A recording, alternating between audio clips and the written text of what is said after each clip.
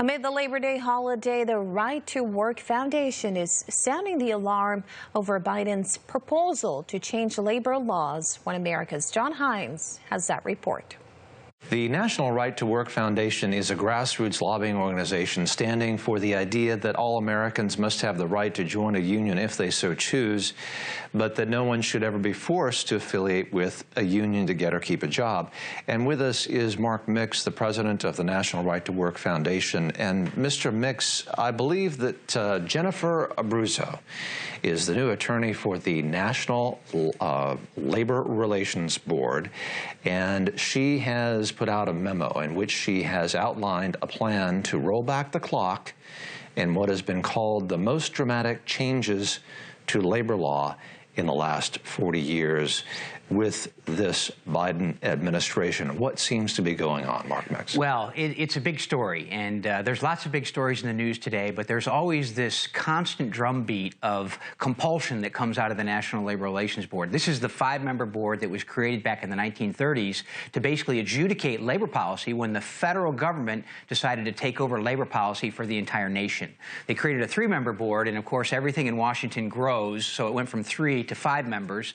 And Jennifer Abruzzo is the general counsel of the National Labor Relations Board. 23 minutes into the Biden administration, as the echoes of Garth Brooks' Amazing Grace were coming back to the podium, Biden requested that the general counsel, the general counsel that had 11 months left on their term, be fired. Either that or resign. The general counsel said, this is an independent agency, we shouldn't resign. You're tampering with something that's never been done before in the history of the NLRB.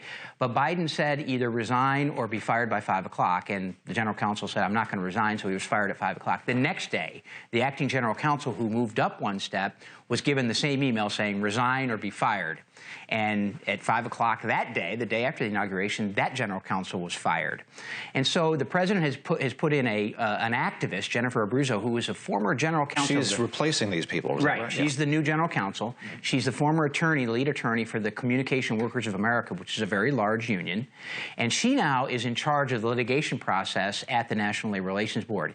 And John, you correctly identified, she put out a memo saying that she wanted to change things, and it really affects the National Right to Work Foundation because several of the issues that she is raising, saying she no longer wants anyone to deal with except her here in Washington, are issues that our Legal Defense Foundation is representing. Now, she's changing the way, or the rules, I guess, with regard to whether or not you need to vote to join a union or whether or not you need to just simply check off a card. What's going on there? Yeah, absolutely. Card check is one of the highest priorities of organized labor because they can't win elections. They're not winning elections when actually people get behind a curtain and get to vote by secret ballot and say, yeah, yes or no for unions.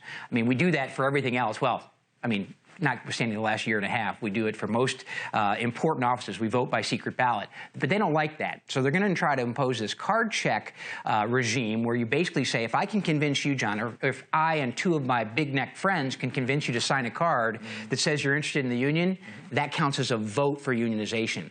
In fact, we have now that's different than the current practice, though, right? Isn't it? It would be, yes. The secret ballot election is the preferred and actually statutorily and from a precedential standpoint, the way that you select representation in the workplace. And Ms. Abruzzo has said that they will recognize the card check method of determining whether or not somebody joins a union or whether or not they unionize a business. Is that right? That's correct. They believe that no matter what happens and how those cards were obtained, they're going to basically see that as majority status. Why should anybody be worried about that? Why should anybody care whether or not people, whether it's easier to unionize a business or more difficult?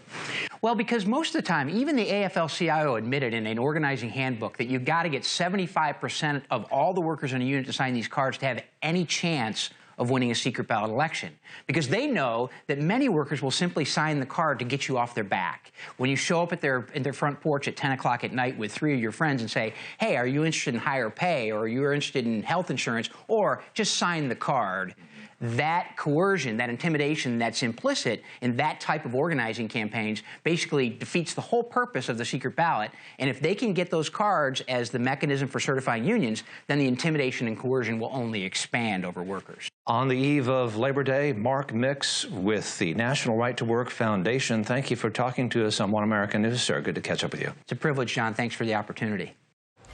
The New